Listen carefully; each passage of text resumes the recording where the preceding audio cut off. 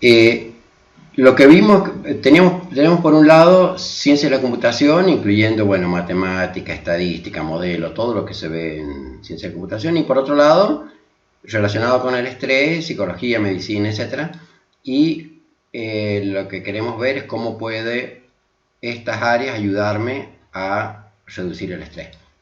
Entonces, en el primer encuentro hemos estado más bien en esta área, no hemos visto demasiados temas de esta área, y lo que vamos a hacer en este segundo encuentro va a ser un poco más pesada esta clase porque justamente nos vamos a concentrar, entre otras cosas, en las mediciones de estas relaciones y por lo tanto vamos a ver más cosas de ciencia de la computación, vamos a ver mucho más porcentaje de esto que de esto.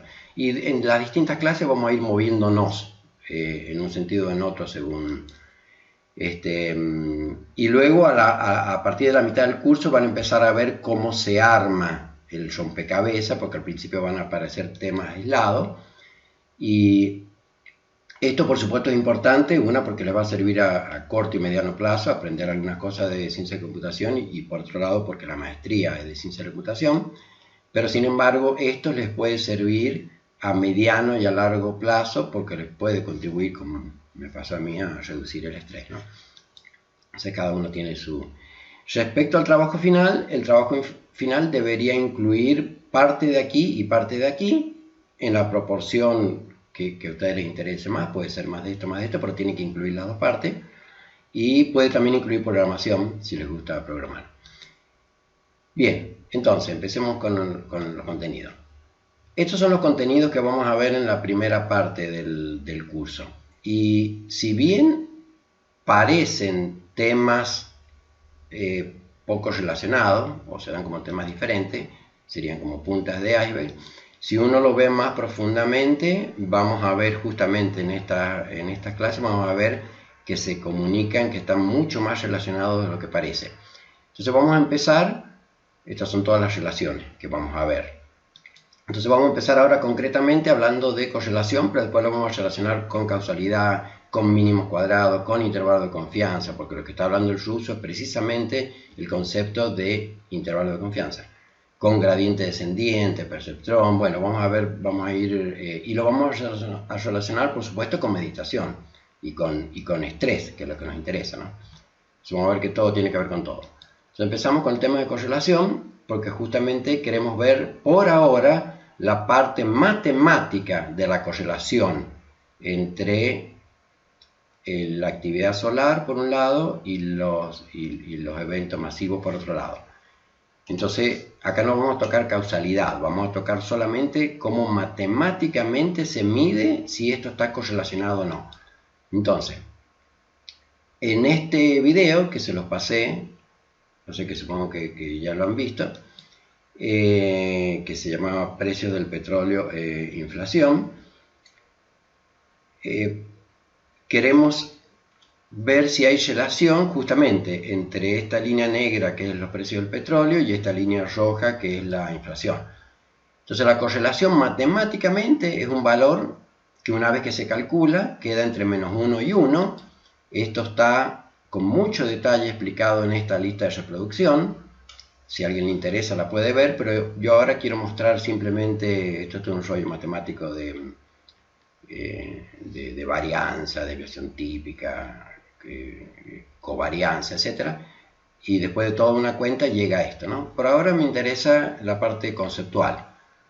Cuando yo hago ese cálculo de correlatividad, que lo pueden ver en detalle en esta lista de reproducción, a lo que llego es que esta correlación van a ver que está cercana a 1, quiere decir que hay una correlación. Sin embargo, otra cosa distinta es la causalidad, es decir, la pregunta es, ¿el aumento del petróleo es la causa del aumento de inflación o hay otra causa escondida que no la vemos? Entonces ahora nos vamos a concentrar en el tema de causalidad. Bueno, en este videito que también han visto, que se llamaba correlación y causalidad, vieron varios ejemplos en donde, como este por ejemplo, donde la tasa de asesinato está muy correlacionada con la forma de esta cordillera y matemáticamente están correlacionadas. Sin embargo, hay correlación y sin embargo no hay nada de causalidad. ¿Correcto? Entonces hay varios ejemplos donde causalidad es bien diferente del concepto de correlación. Este es un concepto matemático y este es un concepto más difícil de comprobar. Entonces ahora nos vamos a concentrar, vamos a ver cómo la causalidad está muy relacionado con el problema de los datos. Y vamos a utilizar economía porque está muy relacionado con el estrés.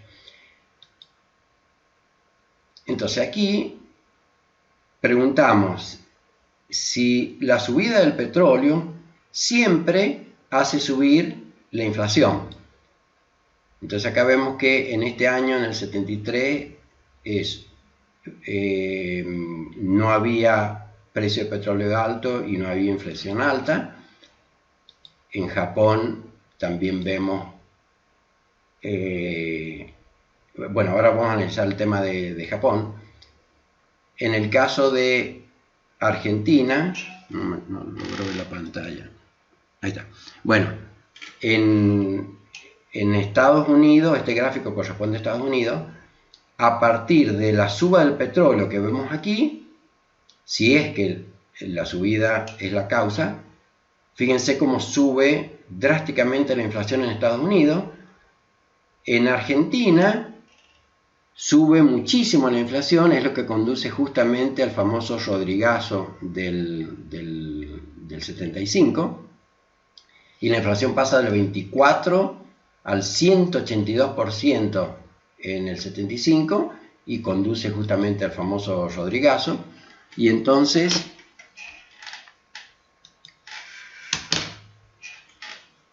nos preguntamos por la causalidad, si la subida del petróleo, por lo menos en Estados Unidos y en Argentina, se correlaciona con la subida de inflación.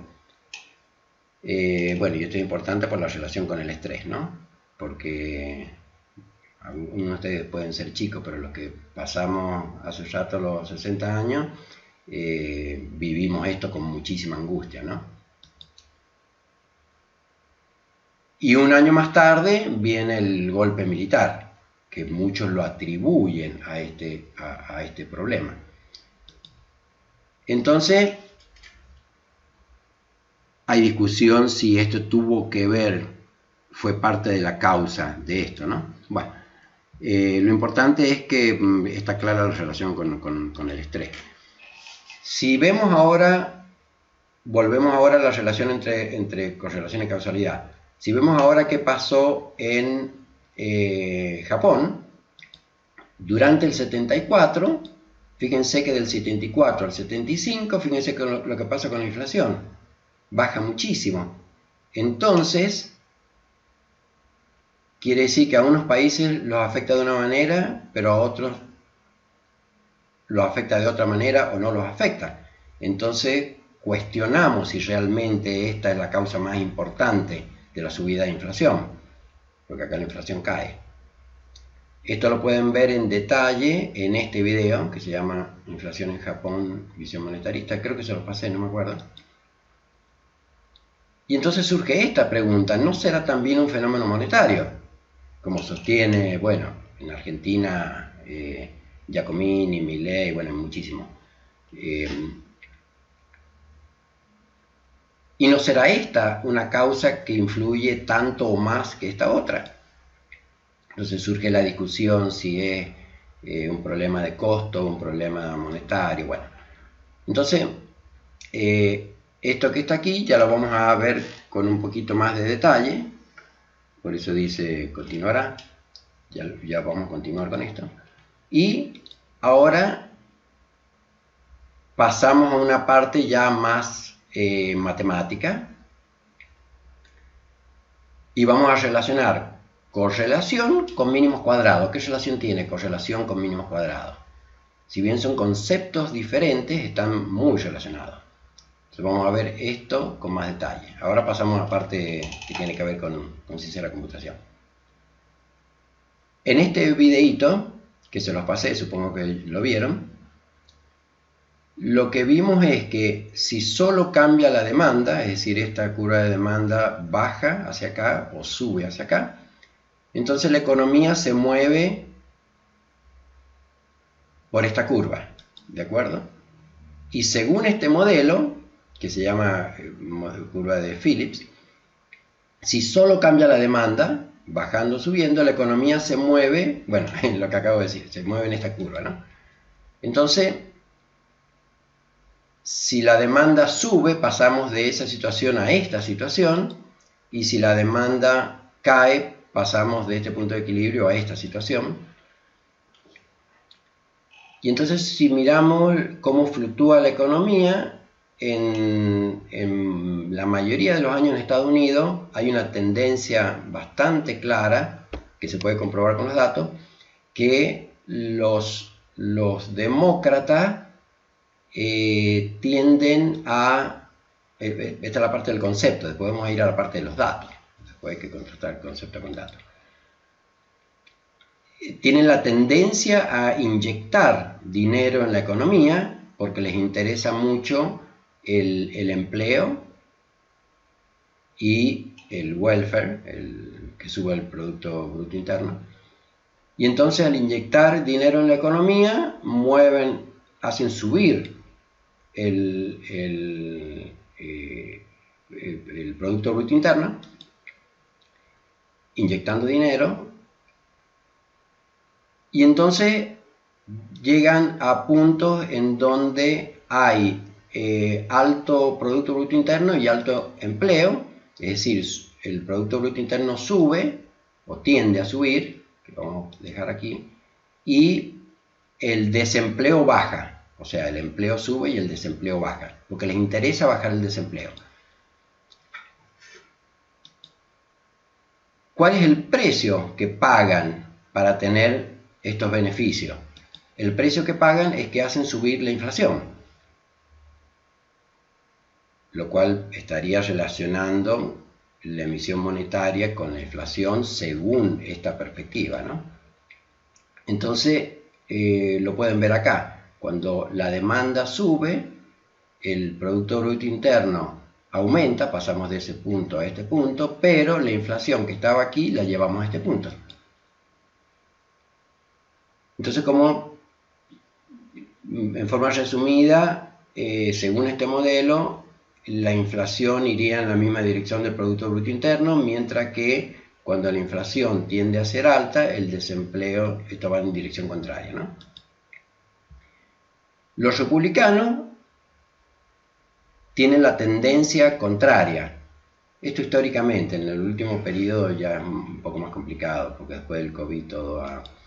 pero en los años anteriores, los republicanos tienen la tendencia contraria. Lo que les interesa es que no haya inflación alta. Entonces tienden a enfriar, esto calienta la economía y esto enfría la economía. Tienden a enfriar la economía porque lo que más les interesa es bajar la inflación. Entonces bajan a este punto y consiguen lo que a ellos les interesa, que es inflación baja, ¿correcto? Y el precio que pagan, ¿cuál es? Que sube un poco el desempleo y baja un poco el Producto Bruto Interno. Bien. Esto en teoría, ¿no? Vamos a los datos de Estados Unidos de los años 60. Si vemos qué pasó en los años 60, este mismo gráfico que está horizontal lo hacemos girar, lo giramos 90 grados y Eisenhower gobierna durante este periodo y deja en el 61 la economía en este puntito rojo. Entonces, en este puntito rojo, ¿qué es lo que vemos? Vemos que la inflación es menos de un 1%, o sea, realmente deja una inflación bajísima. Entonces, deja inflación baja. Sin embargo, el desempleo es casi del 7%, ¿de acuerdo? Acá tenemos inflación en el eje vertical, desempleo en el eje horizontal. Deja un desempleo muy alto, del 7%, para Estados Unidos, ¿no? Luego comienza Kennedy, donde deja en el 61, y termina en el 63, que es este punto. Entonces fíjense cómo reduce el desempleo, pero ya empieza a aumentar la inflación. Luego, desde el 63 hasta el 69, le sigue Johnson, y fíjense lo que hace Johnson, que es este punto, termina en el 69. Baja muchísimo más el desempleo, al aproximadamente 3.5%, pero fíjense el precio que paga con la subida de inflación. Entonces ven cómo, según estos datos, esto aparentemente se corrobora. Y si lo ven en años anteriores, hay también bastante relación. Bueno, es un tema complicado detallarlo, pero solamente me interesa llegar a la parte matemática. Entonces, en la última etapa de este gobierno, ven que estos dos son rojitos porque son demócratas y este es azul porque es republicano. Entonces aquí les interesa bajar el desempleo, pero pagan el precio de alta inflación. Esto es lo que se conoce como la curva de Phillips. Bien, pero nos vamos a quedar con este concepto que habíamos explicado acá. Olvídense de todo eso. Es como para justificar que esto tiene algún sentido, como para llevarlo a caso real. Entonces nos vamos a quedar con esto, que estos dos suben juntos. Entonces ahora vamos a ver lo más claramente posible la relación entre correlación y mínimos cuadrados. En este caso decimos que están totalmente correlacionados si fuera que estas rectas son paralelas. Entonces ahora lo que vamos a hacer es, esta información de la inflación la vamos a dejar en el eje vertical y esta información del PBI real lo vamos a poner en el eje horizontal.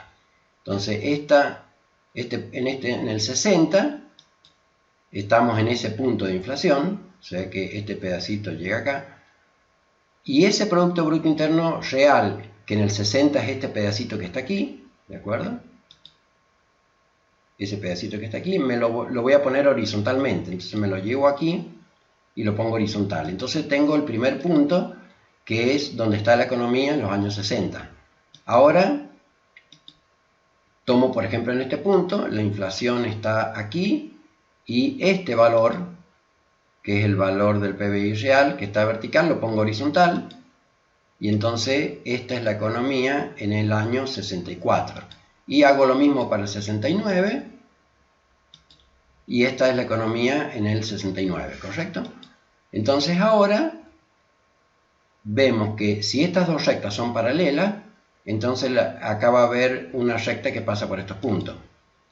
Y decimos que la correlación es positiva perfecta. Hay correlación positiva perfecta. Ahora, en este caso, ¿qué va a pasar? Que es este, ¿no? Este de acá de abajo. En este caso, ¿dónde está? ¿Qué es lo que sucede en los años 60? Bueno, en los años 60, que tengo una inflación que es muy bajita, que es esta que está aquí, ¿está bien? Y tengo un desempleo que va desde aquí hasta aquí, que es muy alto. Entonces tengo muy alto desempleo, por eso estoy aquí, alto desempleo, y baja inflación. Bien, si hacen lo mismo para los otros años, llego al 69, por aquí, donde tengo muy alta inflación, o sea, aquí sería así, y muy bajo desempleo. Entonces tengo esta recta y decimos que hay correlación negativa perfecta, o sea que acá, si lo calculo con las formulitas que están en la lista de reproducción, acá me va a dar 1 la correlación, y aquí me va a dar menos 1. Y si la situación no es ni esta, sino que es parecida a esta, pero con un poco más de dispersión, entonces decimos que hay correlación positiva fuerte. La correlación me va a dar, por ejemplo, 0.8, supongamos. Y entonces ahora vamos a entender intuitivamente el concepto de mínimos cuadrados. Mínimos cuadrados lo que hace es calcular la recta que mejor ajusta a estos puntos. ¿Y cómo se hace matemáticamente? Bien, con esto ya creo que queda clara la relación que hay entre correlación, que era esto de aquí, con mínimos cuadrados, que es esto de aquí, ¿no? Entonces ahora vamos a ver cómo encuentro estos mínimos cuadrados, porque hay muchas maneras. Vamos a ver que acá hay modos matemáticos y hay modos que se hacen con redes neuronales, con gradiente descendiente. Entonces vamos a empezar a mezclar cosas de estadística con cosas de inteligencia artificial. Bien. Bueno, acá hay un programita bastante simple en MATLAB, al que le interese se lo paso, donde esta es la parte que grafica y acá llama a la función regresión. Entonces acá se va a otro archivito que es este y ven que el programa es relativamente corto. Y este programa lo que hace es precisamente calcular la recta que mejor ajusta a los puntos. Bien, vamos a explicar, no voy a explicar todas estas fórmulas porque son complejas, esto llevaría más de una hora explicarla, pero sí voy a grabar esta parte, vamos a hacer una pausa de 7 minutos y voy a explicar al menos conceptualmente cómo obtiene el A y cómo obtiene el B. Ese A y B, ¿qué son? Son en la recta, la ordenada al origen y la pendiente, ¿no? Cómo calcula la ordenada al origen y la pendiente. Entonces no vamos a deducirla esta fórmula, pero sí vamos a explicar conceptualmente de dónde sale. Y luego vamos a terminar resolviendo el tema con gradiente descendiente y vamos a explicar en qué casos conviene una cosa y en qué casos conviene otra. Bien.